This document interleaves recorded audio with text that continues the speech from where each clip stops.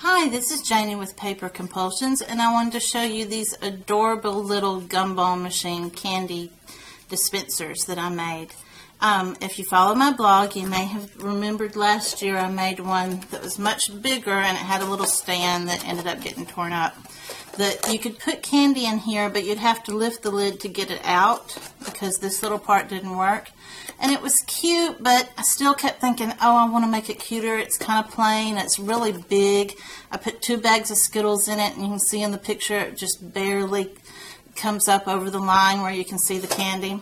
So I've been working on it, kind of been playing in my head for the last year, and I finally figured out a way to do it. I came up making it much smaller, but that's several M&Ms in there. I don't know exactly how much because I used a big bag of M&Ms that my husband ended up taking to work with him, so I don't really know how many I used out of it. But I would say a bag, maybe one of the king-size bags, maybe, to fill it up. But you can see how cute they are. There's a round one where the container is round and a square one where it's square, obviously. The lid comes off so you can put the candy in, and then the little opening works. You turn the little handle and you pull the little door open and you can get your candy out. And then the handle turns back to close that little lid. And I haven't had any problems with it spilling out. So the same way with the square one, you put your candy in, you turn the handle, this handle right here, you open the little flap and you can get your candy out. And if you just leave it there, it doesn't want to fall by itself. So I think we're pretty safe with it. It's pretty sturdy. And then you can just close it back up. Now, I did knock this one down earlier and everything came out. The lid fell off and stuff came out all onto my desk. But hey, I had just cleaned my desk off, so it was okay. And I'll show you how those go together. First, I'll eat that one that I took out. To make the Gumball machines, you'll need a piece of 12 by 12 cardstock that's pretty sturdy. The Basil solid color cardstock works fine. I used pattern paper on this one. This was from an Echo Park collection, and they have a sturdier pattern paper that's thicker, and you'll definitely need that to stand up to holding the weight of all the candy. And to that, you need just a little section that is, sorry, I forgot how big, 3.5 by 3.5. And it doesn't, this one isn't actually from the same color cardstock as what I used before, but it'll work because it's just going on the bottom. I found out after I made them the weight of the candy kind of makes it sink down and not be even, but if I put a piece of support down here from a piece of chipboard, then it's sturdy and it holds it up better. So you'll need a small piece of chipboard. This is 1 1/4, no, 2 1/4, and a piece to cover that with, and that's what I did already here. I just covered the chipboard, and I'm going to add it to the base of my machine later. So besides the cardstock and a little piece of chipboard, you'll need a piece of acetate for this part. I suppose you could use a transparency, but you might want to look and make sure your transparency is okay to put food on this inside, or put the side that's coated, because transparencies that go on inkjet printers have a special coating on them to help them take the ink. You might want to stay clear of that coating. I'm not sure. It might be something to look into. You'll also need some tape, and or you might need glue. I use both on some of them, and sometimes I just use a hot glue gun. And you will need a mini brad. Probably can't see that. The mechanism on here takes a mini brad to hold it onto the machine, and it won't work with a regular size brad. It's too narrow for that, so you'll need a mini brad. And I think that's it. I also used on my project, I used Tim Holtz Distress Stain and the Burnished Pewter. Brushed pewter. I'm sorry. I was trying to read it upside down. Okay, let me show you the round one first. when you get your files, I have cut files available and patterns, and you get all these little pieces that look strange, but I'll tell you what they are. It was just a solid color cardstock paper I got at the craft store, and I embossed this one. It's small enough that I don't have an embossing folder near me, but I put the embossing folder this way and ran it through, and then I put it on that section and ran it through. And honestly, this section is the bottom, so it wouldn't matter if you didn't do that part, because we're going to reinforce it anyway. But that's okay. So this is the base piece. It'll have a circle cut out for the round part. That's this part here. And these are the sides. This is the front that you see here. And this folds over to be the bottom. You'll need a sheet of gray or black, any color actually, but I thought gray or black worked well for the pieces that are supposed to be like the metal pieces on the machine. I have this funny looking piece, which is the handle that you turn here, which is folded up accordion style. This is the little mechanism thing for the door. I'll show you how to do that. That's this. And then we cover it with a cute, a little more small piece right here. I'll show you how to do that. And these two dots, I stacked them and put them up there just because I think it's cute. Let me go ahead and show you how I'm going to color these parts, because I want that to go ahead and dry while I'm doing the rest. I have the Tim Holtz Distress Stain, and this is the brushed pewter, and it has an agitator ball in it that you need to shake to get the metal particles floating around. And you could use paint or all kinds of stuff to do this, but I just thought this was cool. On this door, what I ended up calling the door, which is this part right here, I colored the ends and the edges that might be seen. You really cover most of this up and you don't really see it, so it's not all that important. But I thought it gives it a more finished look because you do see part of it here.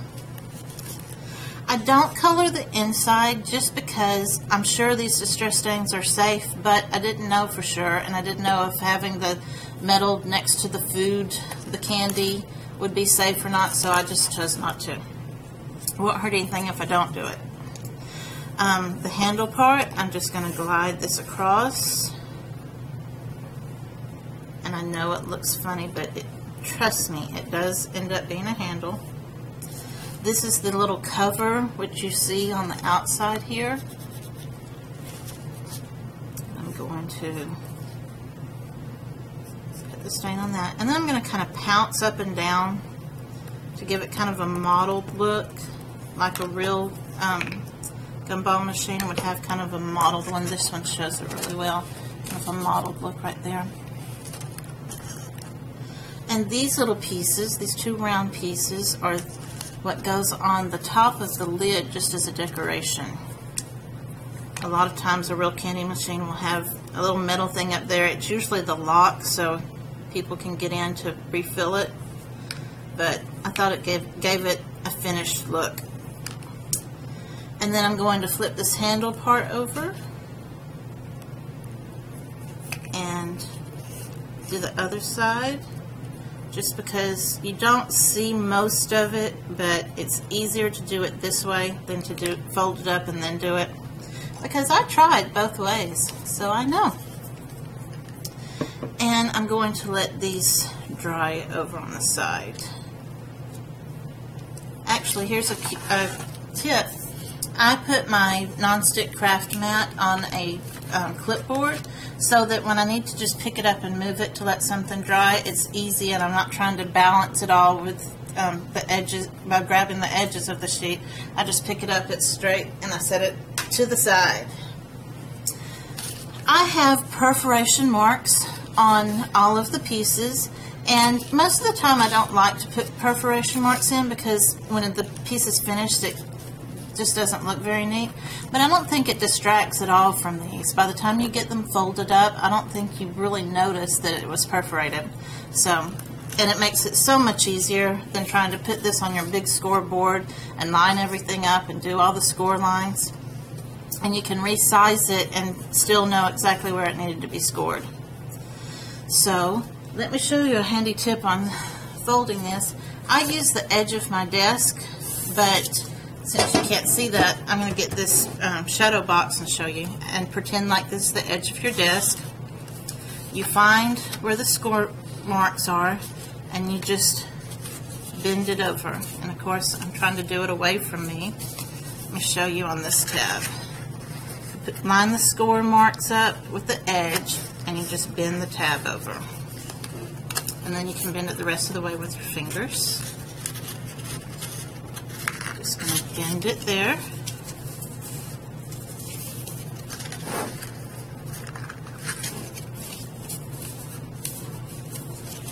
This is really just to get it started and so that it's a straight line.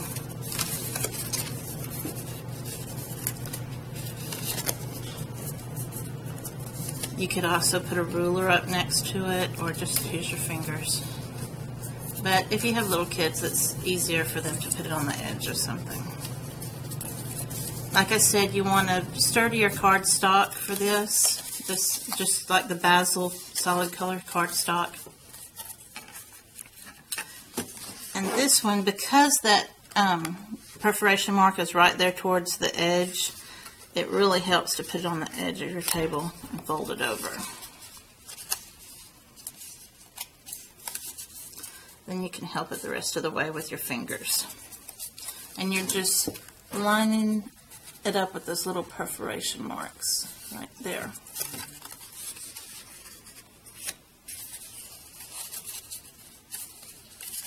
And this edge. Whoops. Didn't get that one quite right.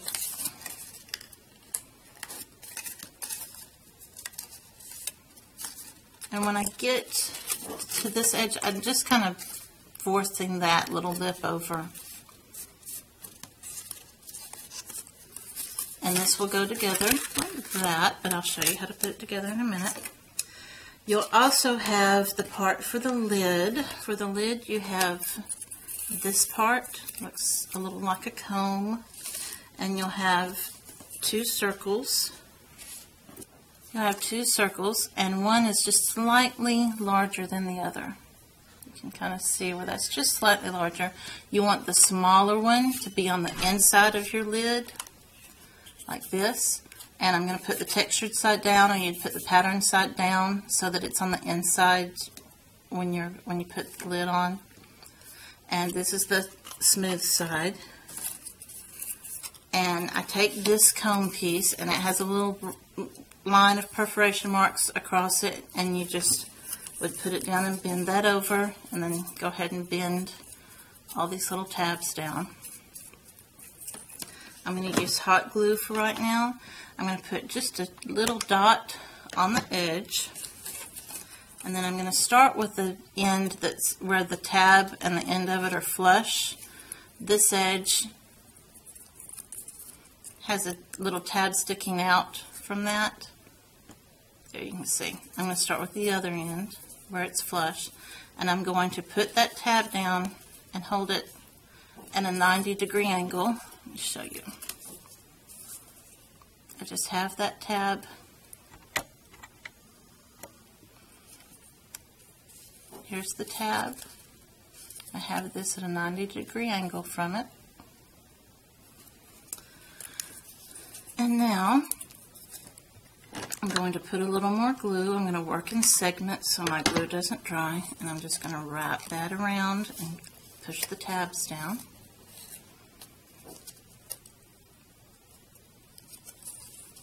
Give it a second to cool, for the glue to cool down. If I were using the wet glue, I'd do it the same way. If you want to do tape, I think it's easier to put the tape on your edges and just slit it. before you start. I think that's much easier. I got a little blob right there I'm going to take off. And just keep working around. And we cover this part anyway, so no one will know if it's sloppy.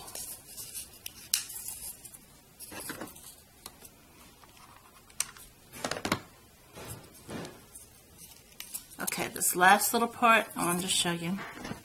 I'm going to put glue here and on that first little tab that I put down, and I'm going to put glue on that little tab right there, so that when I wrap it around, that will all go together.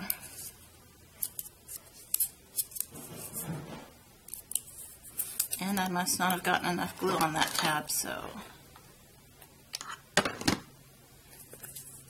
now I got too much. Let's see if I can work it.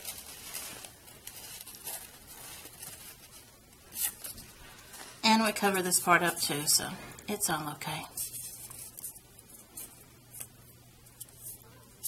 Get that down. Now, if you had any tabs that didn't stick down, you can go ahead and glue those. It doesn't really matter because we're going to put glue on the top and sandwich it between something else, so it works out very well in the end. Now, if I put hot glue on the top, then the top would be kind of lumpy when I put this on there. So I'm just going to use my quick dry glue. And I've got hot glue sticking to me. And I say I'm going to use the quick dry glue. There, I'm just going to put some on the edge, not too close to the edge, and some in the middle. And put this lid on. This was the larger one. It's just slightly larger so that it covers up the edges. And I'm also going to put glue on this strip, and I'm going to start it off over here past this mark, because if I started on that mark, it's going to be more noticeable. If I started over here, it hides it some. So, and makes it a little stronger. I'm going to put glue there. Just line it up. And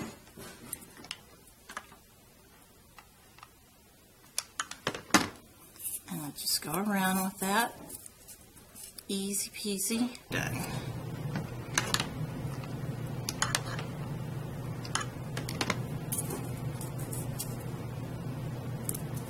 Just like that.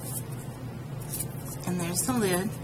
Now, this lid was okay, but it's kind of plain, so I wanted to do a little rosette to put around there. And that is made from these little pieces. I'm going to go back out a little bit. That's made from these little pieces. And you can put these on the edge of something to bend them, but I think it's easy enough just to bend it down.